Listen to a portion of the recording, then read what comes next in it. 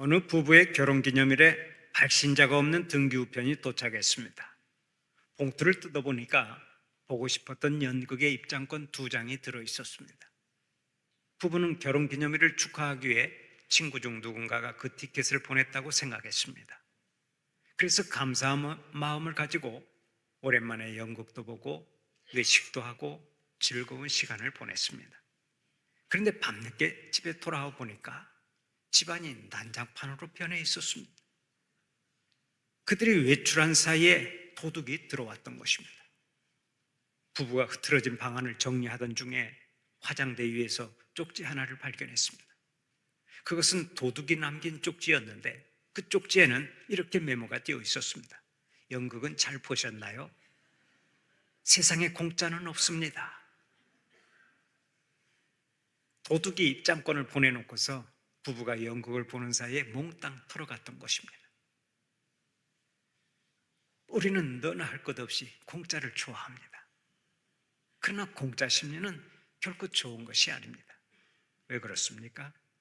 공짜 심리는 심지도 않고 거두려고 하는 잘못된 마음이기 때문에 그렇습니다.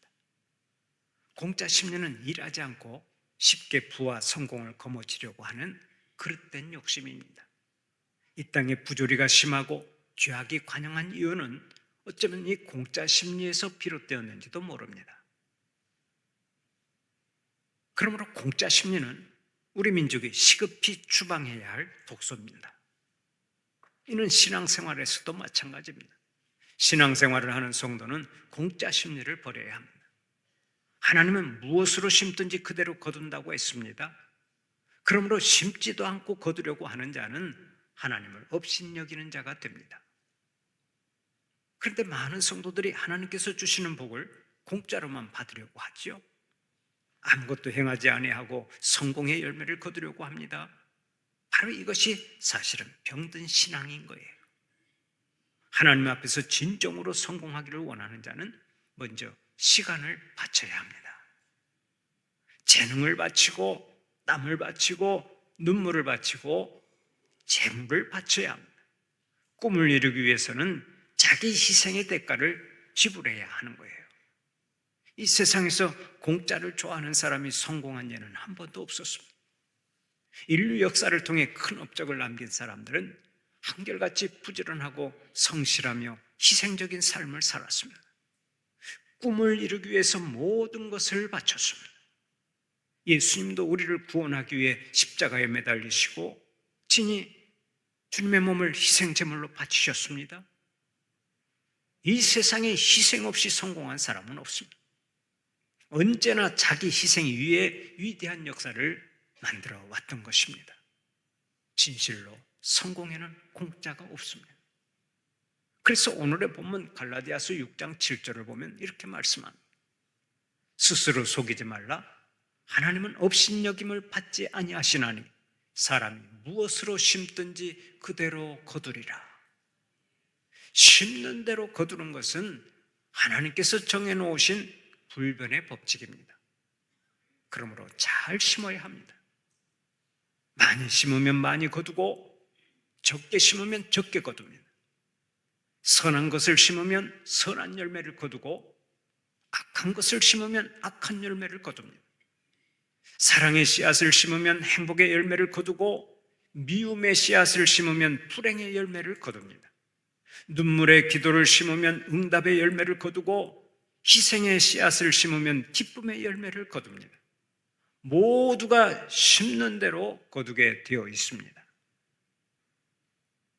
흔히 하나님께서 주시는 은총을 특별 은총과 일반 은총으로 나눕니다. 이 중에서 특별 은총은 하나님께서 특별히 주시는 은총을 말합니다. 예를 들어 예수 믿는 사람들에게 베푸시는 구원의 은혜를 가리켜 특별 은총이라고 할 수 있습니다. 우리는 다 같이 죄인이지만 아무런 공로 없이 구원받고 천국 백성이 되는 은혜를 입었습니다. 그래서 이런 것을 가리켜 특별 은총이라고 말하는 것입니다. 이에 반해 일반 은총이 있습니다. 이 일반 은총은 예수 믿는 사람이나 예수 믿지 않는 사람에게 똑같이 주시는 하나님의 은혜를 말합니다. 일반 은총이 있기에 예수 안 믿어도 건강하게 살고 예수 안 믿는 사람이 많이 있어도 사회의 질서가 유지되고 존속되고 있는 것입니다. 하나님은 선한 사람에게는 악한 사람에게 똑같이 태양빛을 주시고 비를 내려주시고 신선한 공기를 주시는데, 이런 것을 가리켜 일반 은총이라고 말합니다. 그런데 이 일반 은총 가운데 숨어있는 아주 중요한 원리가 무엇인지 아십니까? 그것이 바로 추수의 원리입니다. 하나님은 누구에게나 심는 대로 거두게 하십니다. 그러면 우리는 구체적으로 무엇을 심고 또 어떻게 심어야 하겠습니까? 첫째로 우리는 성령을 위해서 언제나 좋은 것을 심어야 합니다. 오늘의 본문 8절을 보면 이렇게 말씀하죠. 자기의 육체를 위하여 심는 자는 육체로부터 썩어질 것을 거두고 성령을 위하여 심는 자는 성령으로부터 영생을 거두리라. 이 세상에는 육체를 위하여 심는 사람과 성령을 위하여 심는 사람이 있다고 하는데, 우리는 성령을 위하여 심는 자가 되어야 한다는 것입니다. 여기서 육체를 위하여 심는다고 할 때 육체는 단순하게 몸을 말하는 것이 아닙니다. 육신을 가진 인간의 악한 본성을 의미하는 말입니다. 그러니까 육체를 위하여 심는다고 하는 것은 인간의 악한 욕망을 따라 살아가는 것을 말합니다. 무엇을 먹을까, 무엇을 마실까, 무엇을 입을까 하며 오직 육신의 만족만을 위해 살아가는 것을 가리키는 말입니다. 오로지 세속적인 가치만을 위해 사는 것을 의미하는데, 이런 삶을 살지 말라는 거예요. 하나님의 사람들은 언제나 성령을 위하여 좋은 것을 많이 심어야지 육신의 욕망만을 따라서 악한 것을 심고 다녀서는 안 된다는 말씀입니다. 성경을 보면 오직 육체만을 위해 심다가 실패한 사례들이 많이 나옵니다. 그 중에 하나가 롯의 실패입니다. 롯은 아브라함의 조카였는데 하나님께서 약속하신 가나안 땅에 아브라함과 함께 들어갔습니다. 그러나 그 땅은 육신적으로나 물질적으로 볼 때 그리 매력적인 곳이 아닙니다. 농사도 잘 안 되고 목축도 잘 안 되고 세상에 향락거리도 없어서 전혀 재미를 느낄 수가 없었습니다. 결국 롯은 육신의 욕망을 따라 소돔성으로 향합니다. 아브라함에게 등을 돌리고 소돔성으로 이주하니까 소돔성이 너무 재밌는 것입니다. 거기서 세상 쾌락과 짝짓고 죄와 짝짓고 살아가는 재미가 너무나 좋았습니다. 그러나 그렇게 육체만을 위해 좋지 않은 것을 심다가 그 마지막에 어떻게 되었습니까? 하나님께서 소돔성을 유황불로 심판하실 때 롯은 겨우 몸만 빠져나옵니다. 그러나 롯의 아내는 소돔성을 뒤돌아보다가 소금 기둥이 되고 말지요. 야고보서 1장 15절을 보면 오늘 또 이렇게 말씀합니다. 욕심이 잉태한 즉 죄를 낳고 죄가 장성한 즉 사망을 낳느니라. 육체를 위하여 심으면 죄를 낳고 죄가 장성하면 사망을 낳는 것입니다. 그러나 성령을 위하여 좋은 것을 심으면 우리는 언제나 좋은 열매를 거두게 되어 있습니다. 하나님께서 예비하신 복을 충만히 누리고 하나님께 큰 영광을 돌리게 된다는 말씀입니다. 여러분, 모세를 보십시오. 모세는 이스라엘 백성들을 애굽에서 해방시키고 하나님과 대면하여 율법을 전해받은 인물입니다. 이스라엘 역사에 큰 획을 그은 위대한 영적 지도자입니다. 그는 학문적으로나 영적으로 부족함이 없었습니다. 그보다 온유한 자가 이 세상에 없었습니다. 그래서 당대뿐만 아니라 오늘에 이르기까지 가장 존경받는 인물로 남아 있습니다. 그런데 이토록 위대한 인물이 어떻게 만들어졌습니까? 성경은 그의 부모가 모세의 마음에 믿음을 심었기 때문이라고 말씀합니다. 히브리서 11장 23절을 보면 이렇게 말씀합니다. 믿음으로 모세가 낳았을 때 그 부모가 아름다운 아이임을 보고 석 달 동안 숨겨 왕의 명령을 무서워하지 아니하였으며, 모세의 부모는 모세가 태어났을 때 하나님께서 그 아이를 높이 들어 쓰실 것을 믿고 믿음으로 키웠습니다. 그 당시에 이스라엘 가정에서 태어난 사내 아이들은 바로 왕의 명령을 따라서 모두 죽이게 되어 있었습니다. 그러나 모세의 부모는 아들을 석 달 동안이나 숨겨서 키웠습니다. 그 후 나일강에 띄어보낸 모세는 애굽의 공주의 아들이 되었습니다. 그때도 모세의 어머니는 유모가 되어서 모세를 품에 안고 키울 수 있었습니다. 얼마나 좋았겠습니까? 모세의 어머니는 어린 아들에게 성경 이야기를 해주었습니다. 아들의 마음밭에 하나님의 말씀을 심고 믿음을 심어주었습니다. 날마다 하나님의 사랑과 천국의 가치관을 심어주었습니다. 바로 이러한 신앙 교육이 모세를 위대한 지도자로 만든 것입니다. 어린 심령에 성령을 위하여 좋은 것을 심은 모세의 어머니는 훗날 가장 좋은 열매를 거두었던 것입니다. 얼마나 감사한 일입니까? 주님은 오늘도 우리를 향해 친히 말씀하십니다. 사람이 무엇으로 심든지 그대로 거두리라. 그렇다면 오늘 예배드린 여러분은 무엇을 심고 계십니까? 여러분의 자녀들 마음에 하나님을 심고 계십니까? 여러분의 자녀 손들을 위해서 기도를 심고 계십니까? 여러분 곁에 있는 이웃에게 사랑을 심고 선을 심고 자비를 심고 계십니까? 잘 생각하고 심어야 됩니다. 하나님은 여러분이 사랑을 심기를 원하십니다. 여러분이 선을 심기를 원하십니다. 자비를 심기를 원하십니다. 거룩함을 심고 정직함을 심고 화평을 심기를 원하십니다. 나눠주고 인내하며 성실하게 살아가기를 원하십니다. 성령을 위하여 그 무엇인가 아름다운 것들을 많이 심어서 좋은 열매를 풍성히 거두고 하나님께서 예비하신 복을 충만히 누리는 여러분들이 되시기를 축원합니다. 두 번째로 최선을 다하고 기다려야 좋은 열매를 거둡니다. 오늘의 본문 9절을 보면 이렇게 말씀합니다. 우리가 선을 행하되 낙심하지 말지니 포기하지 아니하면 때가 이름에 거두리라. 성령을 위하여 좋은 것을 많이 심은 후에는 기다려야 좋은 열매를 거둘 수 있습니다. 농사의 특징 중 하나는 열매를 거두기까지 오랜 시간이 걸린다는 사실이 그것입니다. 그래서 농부들도 이 법칙을 따라 벼농사를 짓습니다. 농부들은 봄에 심고 가을에 열매를 거둡니다. 봄에 심고 봄에 열매를 거두려는 농부는 없습니다.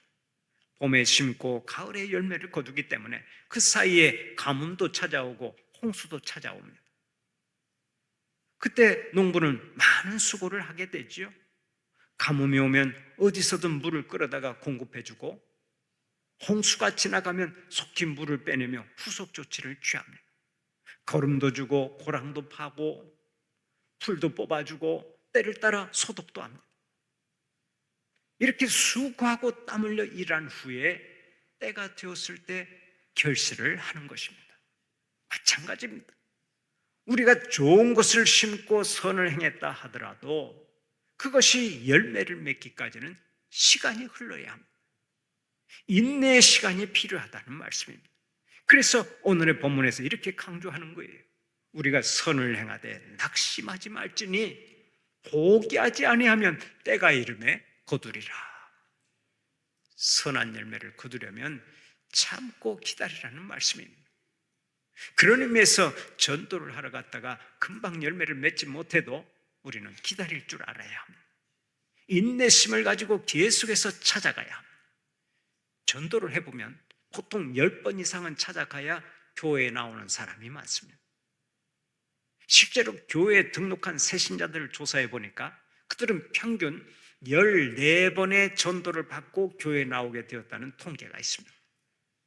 그렇다면 전도의 열매 역시 인내심이 없으면 거둘 수가 없겠죠.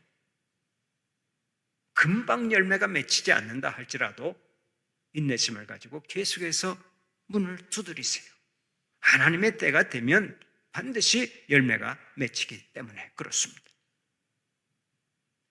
우리가 세상을 떠난 뒤에도 열매는 거두게 되는 것인데 여러분 그것을 생각하면서 항상 인내심을 가지고 기다리면서 선한 씨를 많이 뿌리시고 우리 하나님의 때에 풍성하게 거두는 복이 있기를 바랍니다.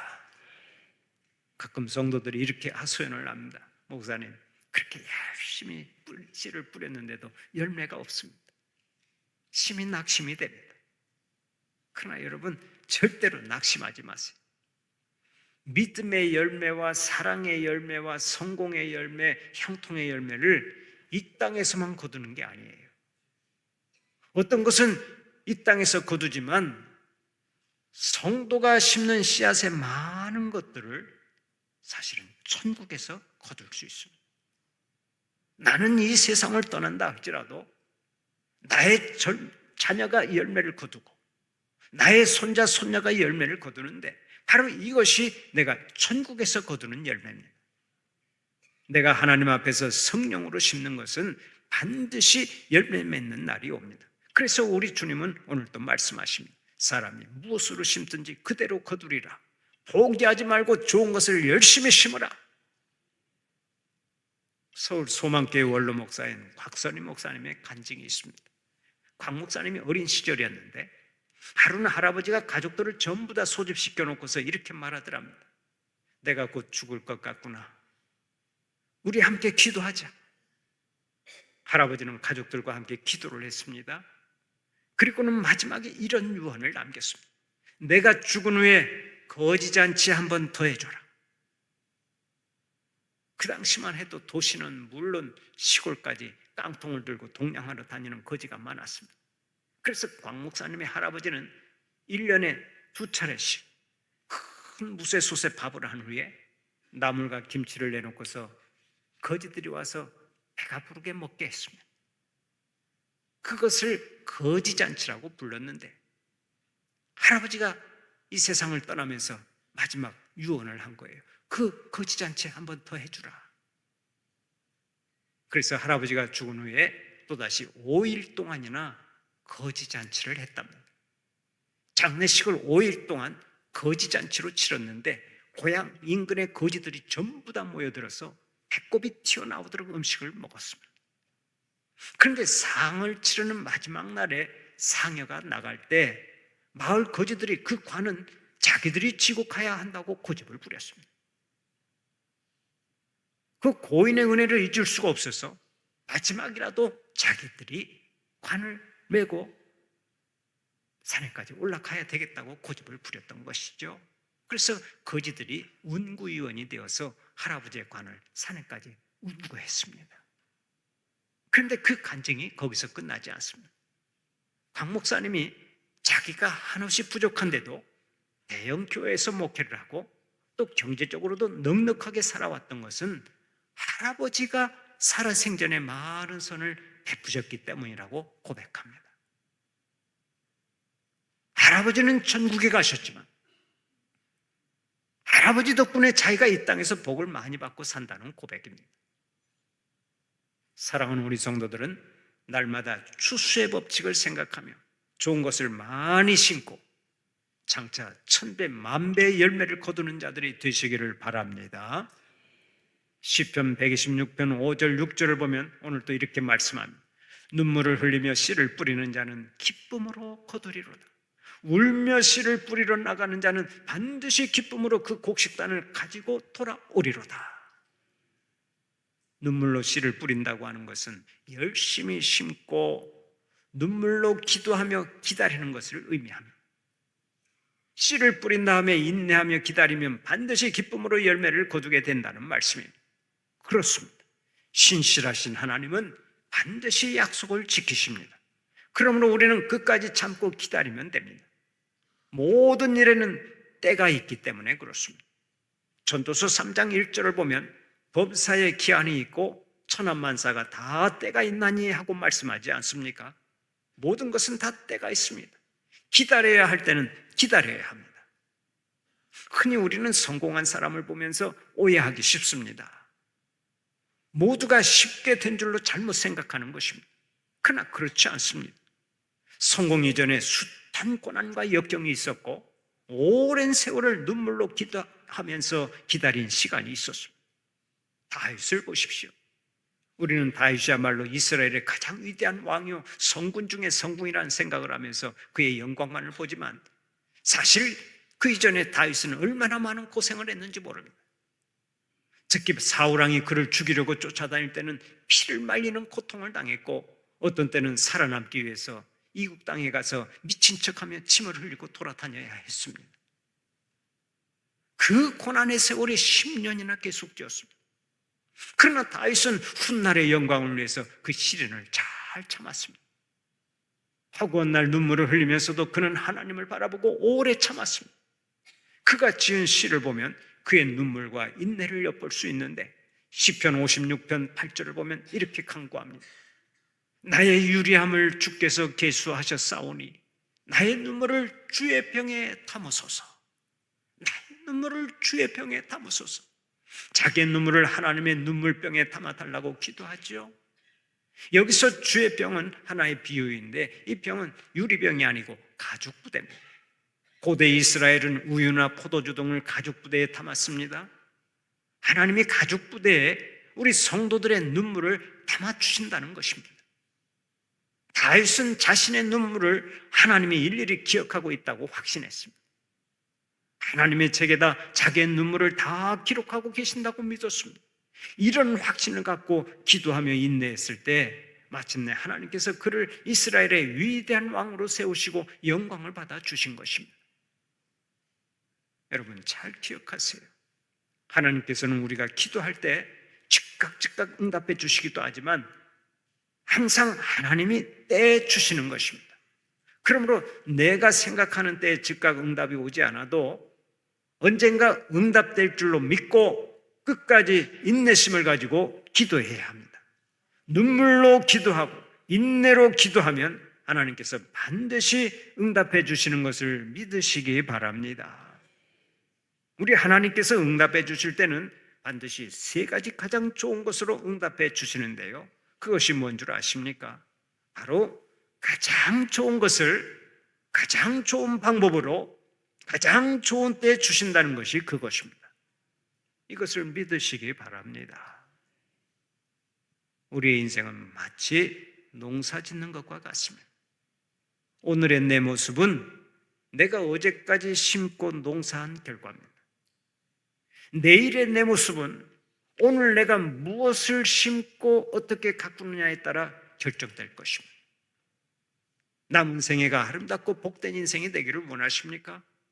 좋은 열매를 많이 거두고 싶습니까? 그러면 오늘 성령을 위해서 좋은 것을 많이 심으시기 바랍니다. 눈물로 기도하며 하나님의 때를 기다리시기 바랍니다. 평생 하나님의 추수법칙을 따라 살면서 인생의 좋은 열매를 많이 거두고 하나님의 영광을 높이 드러내는 여러분들이 되시기를 간절히 축원합니다.